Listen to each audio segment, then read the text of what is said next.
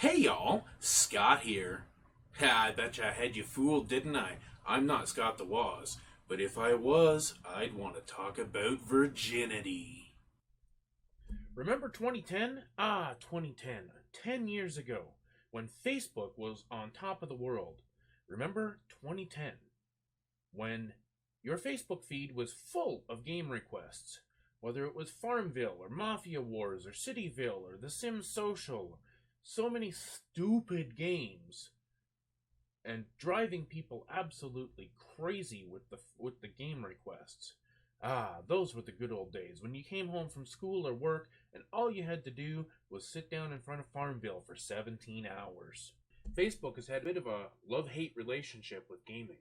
Back in 2010, gaming on Facebook was huge. Facebook was pushing it, but they started to find over the next couple of years that the game requests, the style of games that showed up on Facebook, these pay-to-win, uh, freemium games, as we came to call them, were pushing people to share and share and share like crazy. And it was actually clogging the hell out of Facebook servers, and it was pissing people off to the point where they were shutting down their Facebook accounts or unfriending people who were playing these games.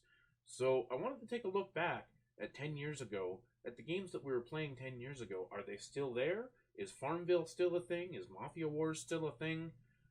What do these games look like today? And let's take a look at some of the clones that have come up over the last few years and see what they're like. Stick around.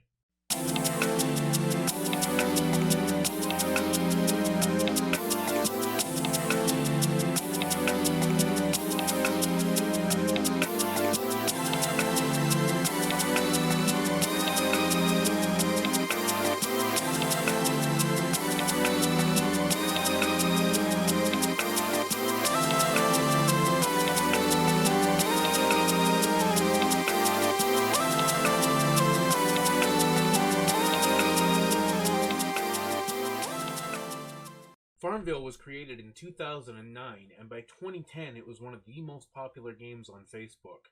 Since then, it's moved to mobile, and mobile has not done so well for Farmville or its developer Zynga in general. They've had too much competition on mobile devices, but on Facebook in 2010, Farmville was one of the most popular games ever, and to this day, it has more likes, I think, than any other game I've seen. I think somewhere in the area of 71 million likes on the original Farmville app. So I logged into my old Farmville account after, 7 or 8 years. I played the game for a couple of years pretty heavily. I got myself to level 90, 91, and, the game was incredibly addictive. I can't even begin to describe how many times I was at the local drugstore or gas station buying Farmville cards.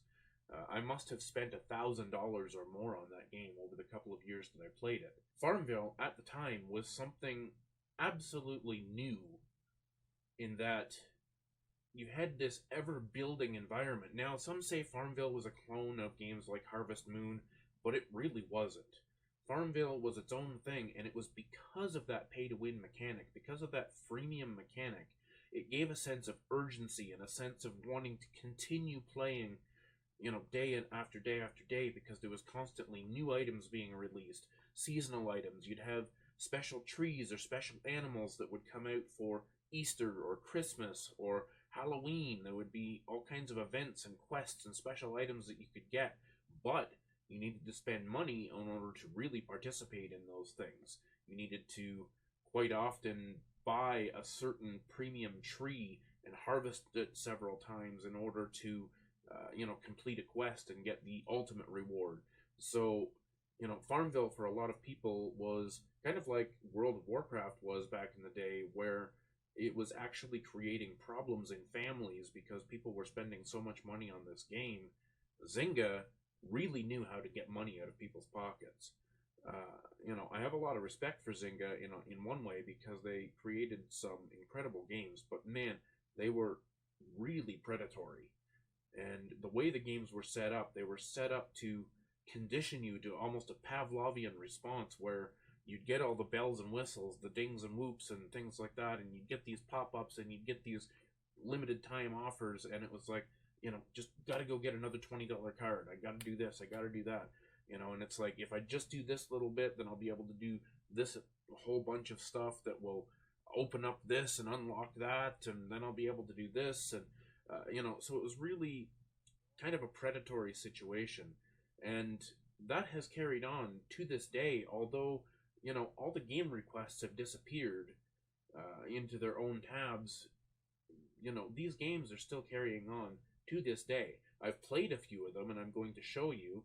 As you can see now, I'm showing you my FARMVILLE, my original FARMVILLE farm, which I'm completely lost. I don't have, other than harvesting animals, I don't know what's going on in this game, and quite frankly, it feels broken.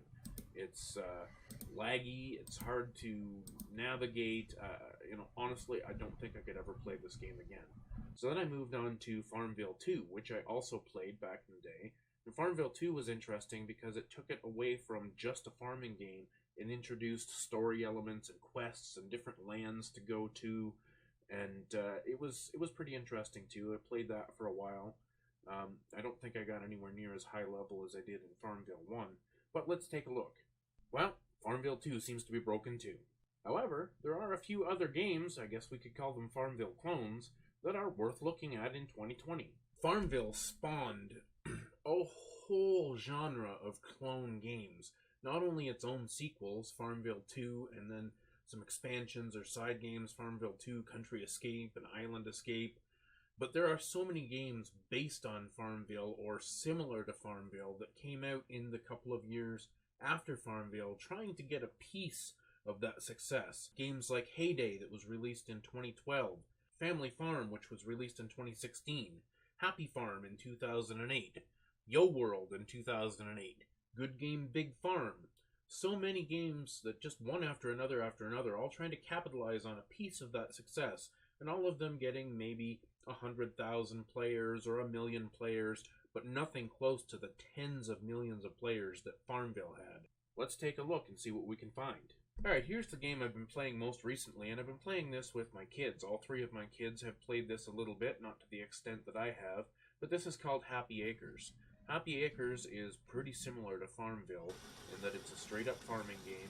There's not a lot of story involved. You craft items, you build buildings to open up new crafting. There's all kinds of... It's definitely a freemium game. In other words, you can play it for free, but with all these games, you hit a paywall. In this game, I think I reached level 26. I played it for a couple of months. I still go in and dabble with it once in a while. The one thing that ties all these games together is they are very cute and colorful, and they tend to drag you in with all the sound effects and things like that. It's very rewarding to come in and just click and click and click and click and harvest this and harvest that. It triggers something in your brain that just says, I just need that instant gratification. I've seen the same thing with people on, slot machine games and stuff where they're driven to just play it over and over and over again. And the reason for that is, it's very insidious. These games are designed to keep you playing and keep you spending money. And I have spent money. I have bought the emeralds or rubies or whatever it is for this game as well.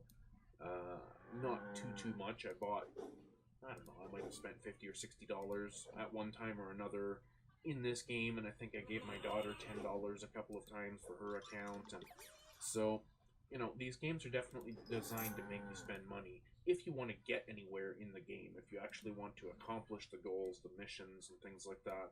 But with this game, Happy Acres, it is very farming oriented. The missions are very simply just fill this order, the farmer next door wants eggs, or something of that nature. It does get more and more complex. You have to build more and more buildings over time and open up more and more land. But it is essentially a pretty standard FARMVILLE clone. And, it works. FARMVILLE is broken. This game, it works. Take a look.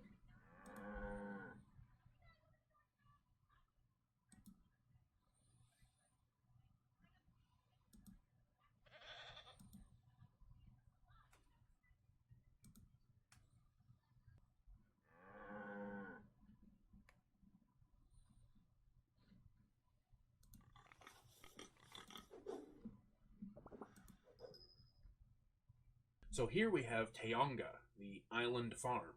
Again, this is a pretty simple FARMVILLE clone, This one does have a little bit more story. I've only played this game a little bit. I'm just level 7, basically just starting out. I've got a few crops planted and that sort of thing. But it does give me more of an impression of between Farmville 1 and Farmville 2.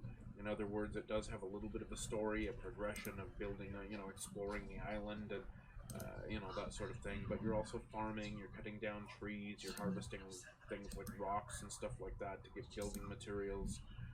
It's another, heavy gratification game with all of the, bonuses and stars exploding on the screen and that sort of thing, but it does have a bit more of a story, and it does look really great. It's a really great looking game. Some of the things I notice, the graphics are a little bit more, I guess a little bit less cartoony, I would say, than Farmville. They're a little less cute, they're a little more pretty. That's not necessarily a bad thing, but this game is up and running well. Alright, now this game is Klondike, The Lost Expedition. And let me tell you, this might just be better than any Farmville game. This game I played for quite some time. I got to level 63, played with a few friends, gaming friends and stuff like that. Would get in the Discord and help each other. This game is really deep and really complex. It has a whole bunch of lands to explore. It has a kind of mining and harvesting mechanic that is more important really than the farming. The farming is important too because you need to grow food to feed yourself and your dogs and your animals and things like that, but you also have to do things like find oil and turn it into kerosene, with a refinery and stuff like that, so that you can fly your plane to go explore other lands. You have a dog sled. You can upgrade your dog sled to carry more stuff when you go back and forth between these lands. But it's definitely a collect-a-thon. You've got friends sending you gifts like crazy, but you've also got collections of antiques and things like that you dig up. It's a very deep game, a very rich game with a lot of story, and it looks really nice. It's kind of Old West looking. It does have ways that you can, continue to upgrade so that, things become easier for you. You don't have to harvest crops individually. You can harvest them by 4s or 8s, or you can build a greenhouse and have, dozens of crops inside the greenhouse and harvest with one click. It's got quite a lot to recommend it if you're into these kind of games. It is still up, it's still functional today, it works great. It does play on Facebook Game Room, which is nice if you can get Game Room to work. For some reason, Game Room is completely buggy for me, and I can hardly ever get anything to load in it, so I do have to play through Facebook, but that's okay.